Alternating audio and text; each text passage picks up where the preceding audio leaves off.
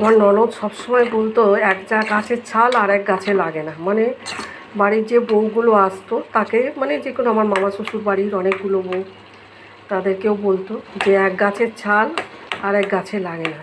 কিন্তু ভাইপো ভাইজি সেগুলো ওই গাছের ছাল, আর বৌদি যে অন্য গাছের ছাল, সেটা বৌদি আপন নয়, বলো এক গাছের ছাল আর এক গাছে লাগিয়ে যে ছালের ছাগুলো হলো সেগুলো বলবে না, যে ওই অন্য গাছের ছালটা আরেক গাছে লাগে না।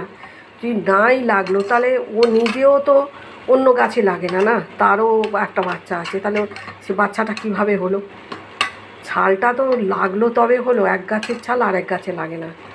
এটা আমাদের শ্বশুরবাড়ির একটা কথাই ছিল, মানে বউদের সবসময় বলতো এক গাছের ছাল আর এক গাছে লাগে না।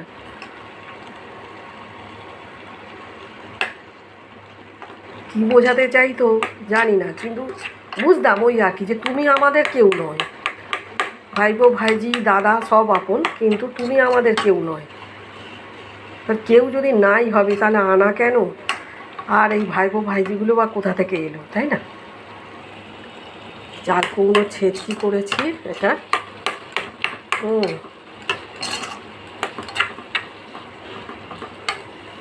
আদা বাটা, জিরে গুঁড়ো, নুন হলুদ মিষ্টি সব কিছু দিয়ে জিরে ফোড়ন দিয়েছি। জিরে লঙ্কাটা দিইনি, এটা একটু মিষ্টি মিষ্টি খাবো বলে লঙ্কাটা দিইনি, বাড়িতে একটু লঙ্কাটা কম পছন্দ করে।